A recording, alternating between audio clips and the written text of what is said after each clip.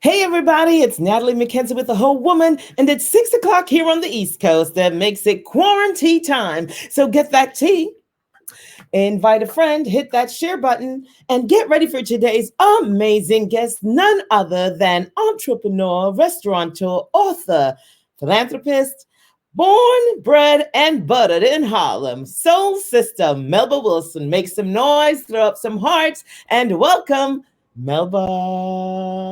Hi, Natalie. Hello, my dear. So, what's amazing is that my teapot matches your dress. So, perhaps it's actually your teapot. I think we have to get that green over here. Welcome, welcome, and thank you for making me step up the party. When we invited you for tea, you showed up dressed. And so here we are. Here's to you. Cheers. Salute. Salute. Mm. So, ladies and gentlemen, welcome. Thank you so much for joining us today. We have the illustrious, entrepreneurial, philanthropist, loving, kind, caring Melba who cares about our comfort. Let's talk about what got into the making of Melba. How did you get to be so sweet? Well, I have to thank you so very much for inviting me to my first Harlem Tea Party. When you say tea, and we're talking about Harlem, we have to talk about hats. Okay. Now, us sisters in Harlem know how to wear hats. Do we not? Do Yeah. we not? All right now. Because we have all the hallelujah, all the church hats that anybody can ever have. And of course, when you say tea, we have to have tea and crumpets. Ooh. Amazing staff has put together. Ah, They are wonderful. are you sending crumpets over? Is that what I hear at the Of door? course I am. It wouldn't be a tea party if I didn't have enough to share. Oh, Melba, the whole woman has been missing out because we are famous for our hat parties, etc. And I promise you, as soon as we're all able to get out, we will be coming for tea in Melba's. All the women. Tea and crumpets, we look forward to having you here with us. Thank you so much, Natalie. Thank you. But to answer your question, what has made Melba would have to be my community, my love of community, my love of people, and my love of being a service to my community. What is life unless we serve those around us? That's what it means to me. It means to me taking care of others. And different people get joy from different things. I get a lot of joy from making the people around me happy. Now, Melba, where are you from originally? Born, bred, and yes, buttered right here in this wonderful village that I call home, Harlem Hospital to be exact. Wow. So you are a true New Yorker and a true Harlemite. Girl, unlike no other. Yes, and very, very proud of all the seasons that have been blended to make me who I am today. I think Harlem is a large part of who I am today. Tell us about growing up in Harlem. Ooh. So growing up in Harlem as a child of the 60s, Harlem was a totally, totally different Harlem. It was about community. It was about neighborhood. It was knowing that your neighbor down the street was actually your extended mom or your extended auntie, but they were family. So when something was celebrated, everybody joined in the celebration. However, when things went awry, believe me, my hand got popped all down 144th Street, But it was great to have people that watched over you, that cared about you as if you were their own. So that was the beauty of growing up in Harlem. Now, tell us about your preparation for being who you are today academically. Where did you study and what was your major? Well, I went to high school at Fashion Industries, and I also went to Theodore Roosevelt High School. I started college and then dropped out but I really got my PhD in the restaurant industry by a myriad of wonderful people, from Drew Neaparent to Ophelia DeVore to Sylvia Woods, and the list goes on. So tell us about your relationship with Sylvia's, the restaurant, and Sylvia Woods. Well, my relationship with Sylvia began many, many years ago. Our family's from Hemingway, South Carolina. Hemingway is a very, very small community with only 3 stoplights. So when you got a Hardee's, no one could tell you that you hadn't hit big times. You had a Hardy.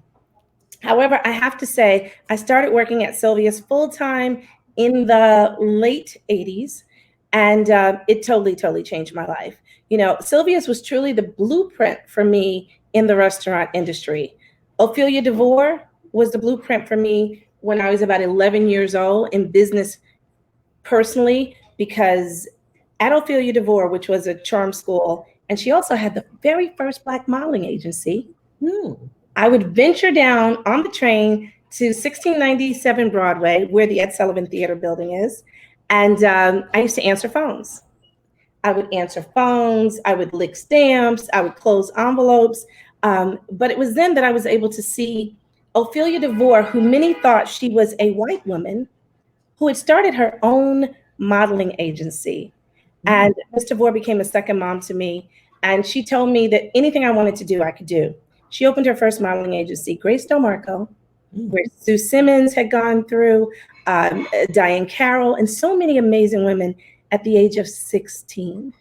So between my grandmother, Amelia Davis, my mom, Tina Wilson, and various women that poured a lot of love, knowledge, and experience into me, I think that I should all say thank you to all of them for giving me my start and for laying the blueprint.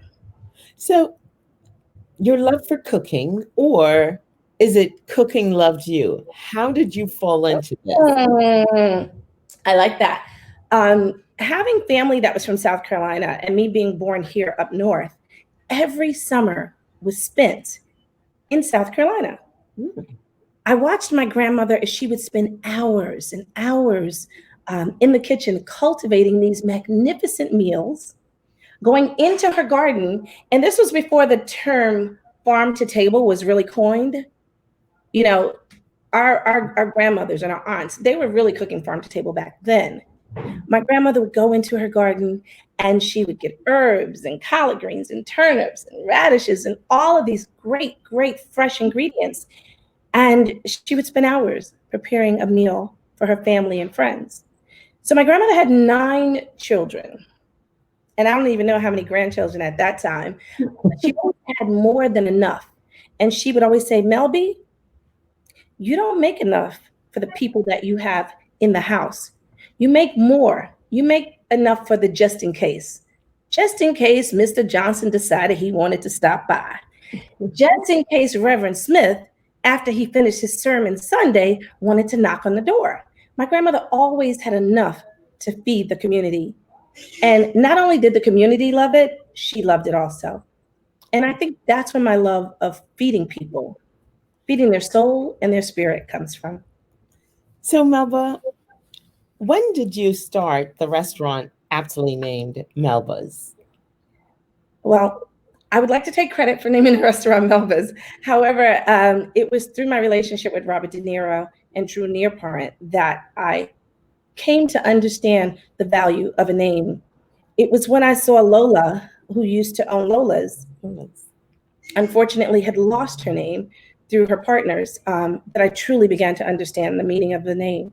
And when I was partnered with Drew and Bob and we were doing a place downtown, and I was able to convince them, don't ask me how, to come uptown and reopen one of our historical landmarks.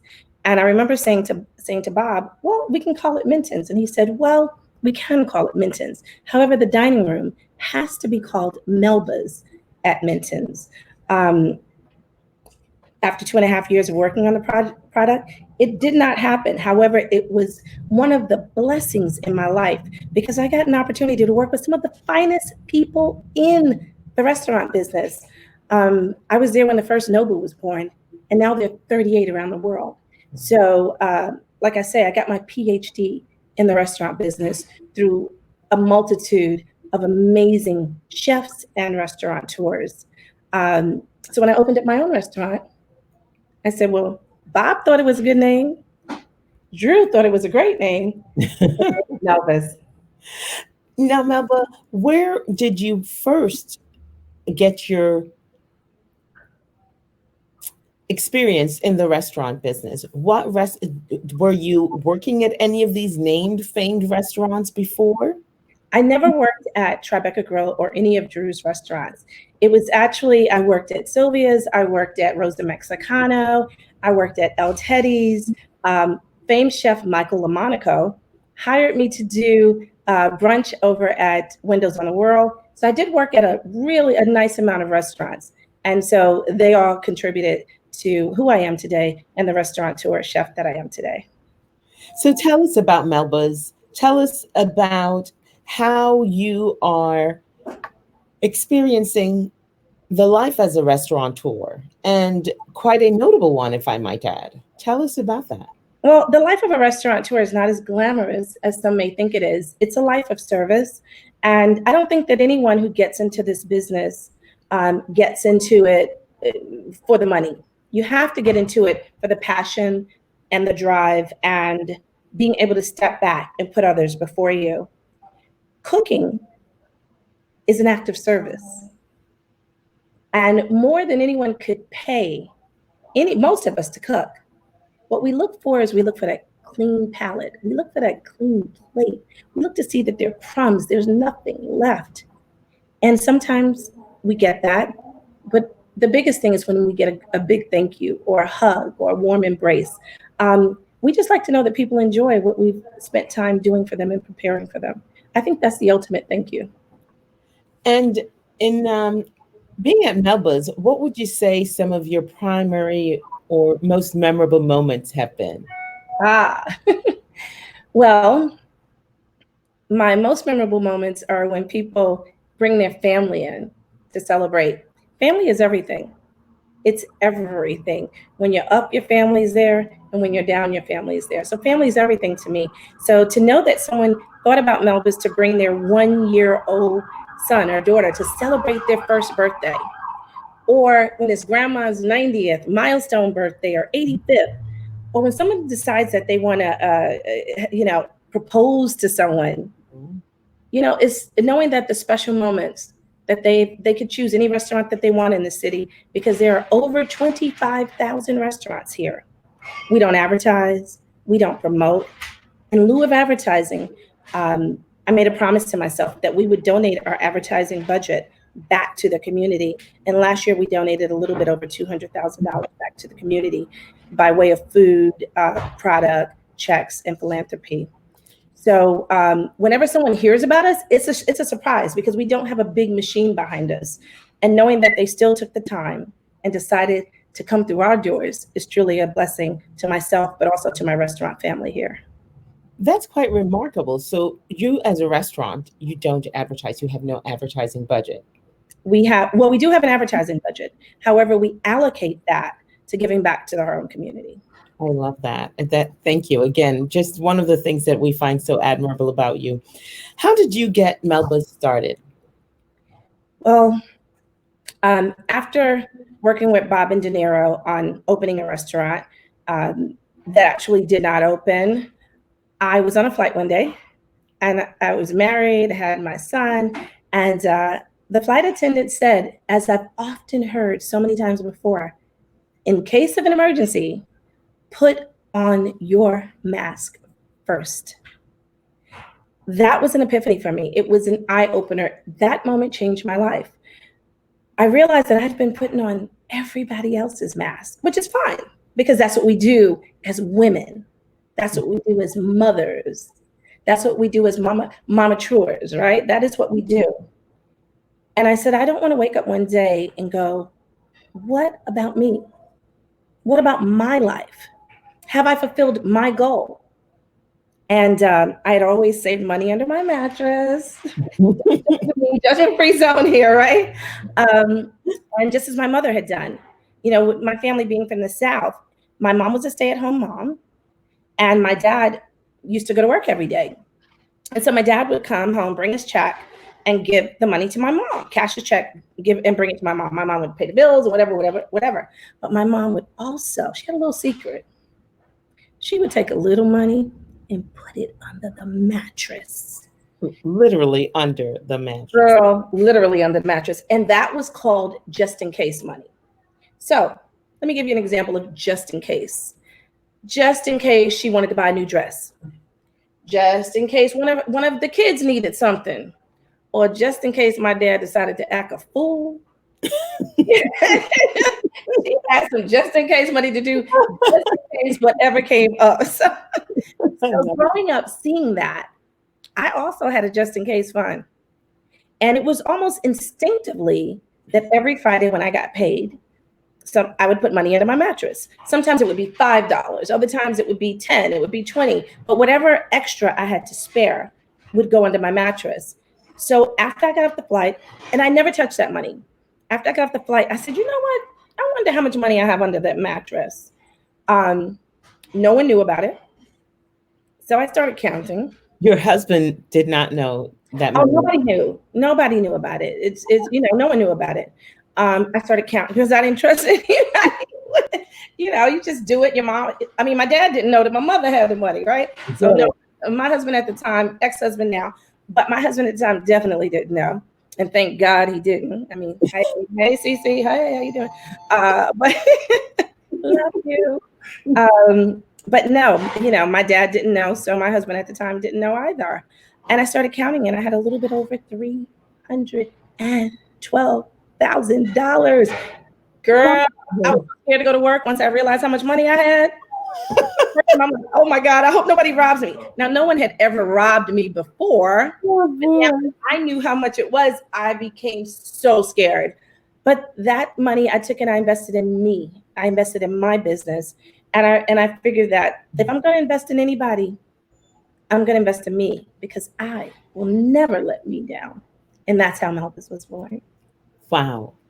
$312,000 under the mattress.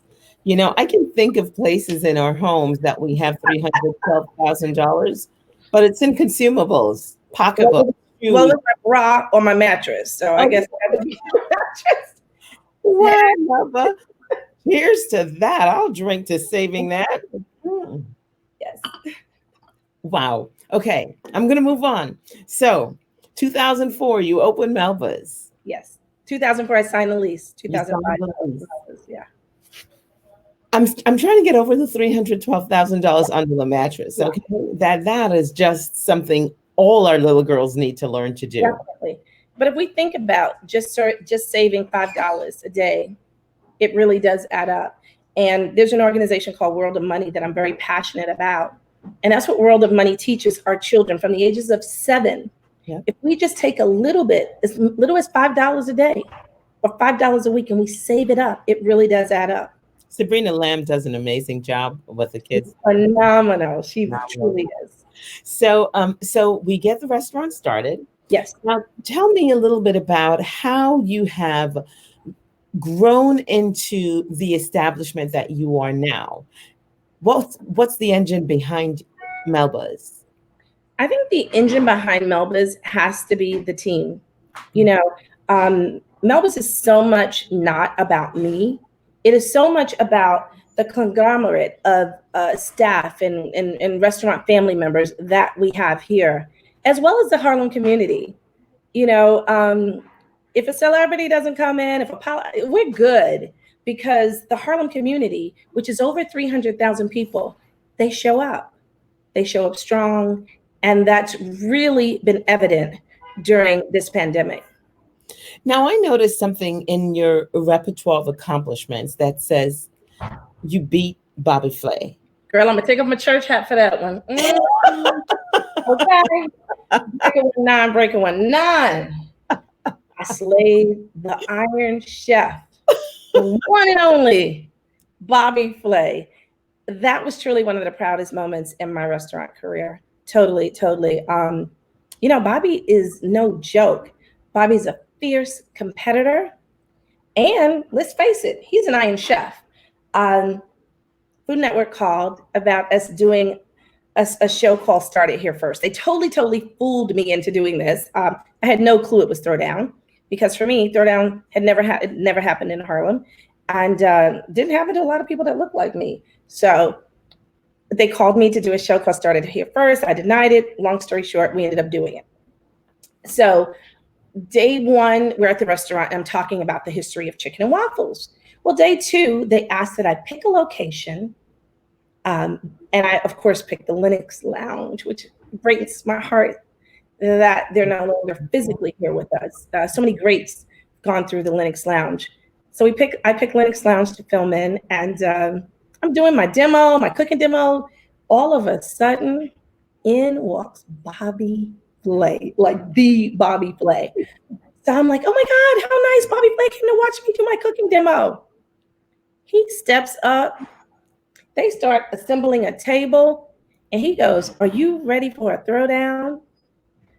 I was like, breaker 19. No, he did not. He threw down Southern fried chicken and eggnog waffles. And I slayed the flay. I slayed the flay. But I must say that that is truly one of the proudest moments for me in my career. It has catapulted me throughout different countries, throughout a diverse amount of people. And to this day, I still work with Bobby a lot on different shows. We just recently shot about 12 episodes of Beat Bobby Flay when I'm one of the celebrity guest judges, but definitely a proud moment. That's quite an exciting story. So, Melba, one of the reasons we invited you to join us because I love great stories. It's great to meet notable people. You're one of the few guests that I hadn't personally met before. But your story of what you are doing right now during this pandemic, where restaurants and restaurateurs are really one of the businesses that are really being hit hard. Instead of curling up in a ball and telling your staff, too bad, see you when this all gets better, or saying, well, we'll just deliver food to those who order and pay, you decided you were going to continue to do what you've always done, which is give back to the community. Tell us about how you decided to serve the community during this period and how you're doing, the restaurant and your staff are doing during this time.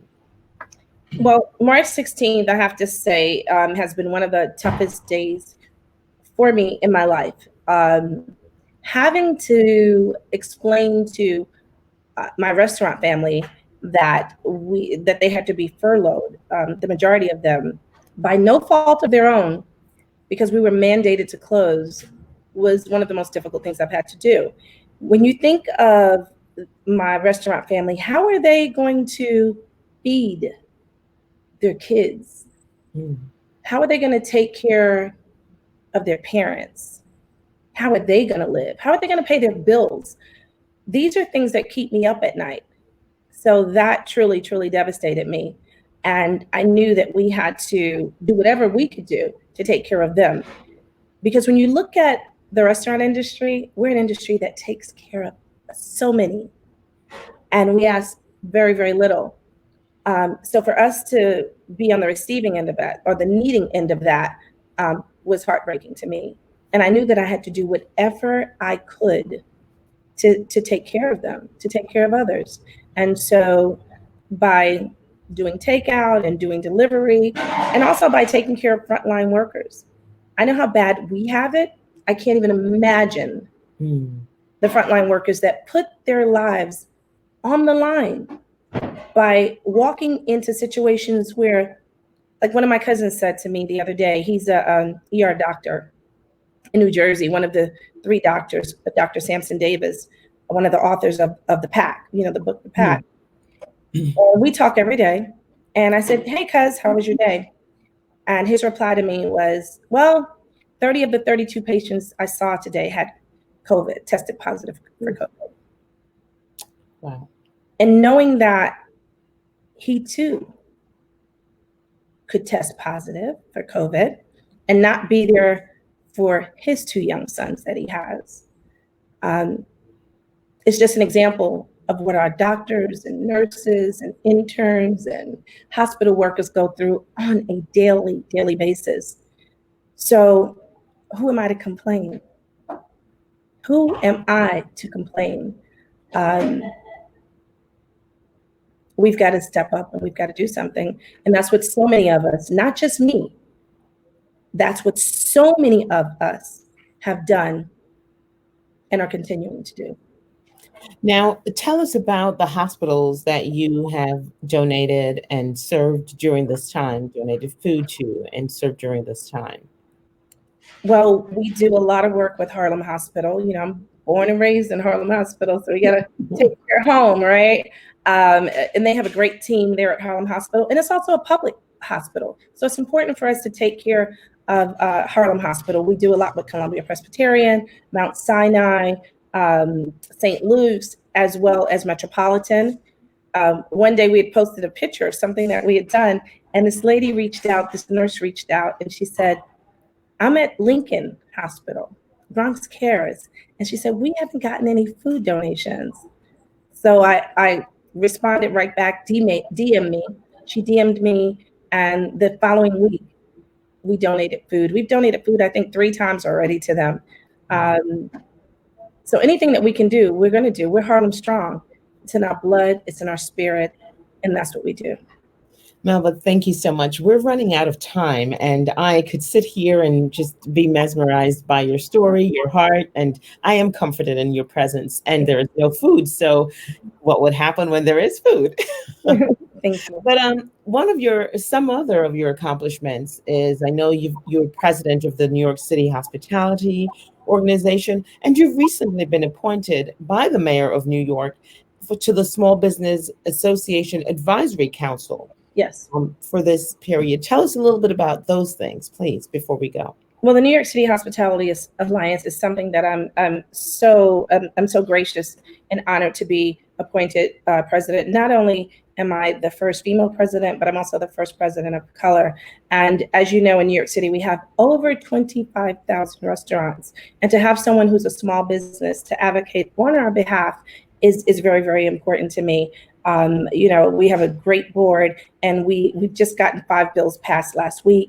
We were instrumental in spearheading and leading the way on the fight to get the Grubhub and the third-party fees reduced. Huge. Imagine owning a business and having someone take 30% of your proceeds. That is what Uber.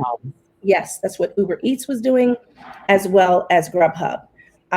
So that was a huge accomplishment that happened last week, amongst, you know, many, many others. So it gives me great pride to be the president of the New York City Hospitality Alliance and to be appointed by the mayor on his Small Business Advisory Council. It's an honor. It's a privilege. However, I think it's important that small businesses have a say-so in the reopening of this city, and to make sure that as people of color, as being Black people and small businesses, that our voices are heard and that we're counted. Thank you so much, Melba. I do know that there are 2 other things I'd love for you to touch on real quickly before you go there. I know one is, and you've equated them to being almost equally difficult. So your book, let's talk a little bit about your book and show and tell a little bit, and your most precious, precious son. Yeah. Let's see. This is my book. This is like birthing a child. Can I say birthing a child? Oh my God. So writing a book, it makes you vulnerable, but it's also so therapeutic. So in here we have 100 recipes from my heart to your kitchen, but interwoven in between the recipes are stories, because food is a journey, food is a story. And through recipes and my stories, I take you on the journey with me. And I hope that you enjoy. It's published by Simon & Schuster, Atria Books. Thank you. How can we purchase your book, Melba? You can purchase my book by going to www.barnesandnoble.com and amazon.com. Oh, easy. Perfect. And your son, best for last. The best gift in the world is being a parent for me. You know, I thought I knew love, and then I became a parent. So he's my everything. I love him to death, and love that he's home right now. And every time he comes, I mean, he's grown up in the business. He's grown up in the restaurant. So every time he comes home, it's so great to have him here with us, doing caterings or working in the restaurant industry with me. So I thank God for that gift. Are you open for delivery? I'm sorry, not necessarily delivery, but takeout now? We are open for delivery and takeout daily from 12 p.m. to 12 a.m. And your website? My website is www.melbasrestaurant.com. And your hours again? Our hours are 12 noon to 12 a.m. And you can visit us on social media at Instagram, Melba's Harlem, Twitter, Melba's Harlem, and Facebook, Melba's Restaurant. I love it. Ladies and gentlemen, we are out of time. I've had a delightful time because I'm thinking of all the scrumptious delights I am going to get from Harlem and Melba's because we're just minutes away. So listen out for my call. We're placing an order. It's been such a pleasure having you. Cheers to you, my dear. And officially a whole woman. A Yes. woman will be joining you for tea crumpets very soon. And I am delighted to you were able to join us today, Melba. Thank Ladies you. and gentlemen, thank you so much for checking us out. Remember, melbasrestaurant.com. She's on Facebook. She's on Twitter, Melba's Harlem. She's on Instagram, Melba's Harlem. Tomorrow's guest is none other than the Reverend Dr. Buster Soares. I'm Natalie McKenzie. I am the whole woman. And I wish you enough love to live, enough life to give, enough joy to share. I wish you enough. Good night.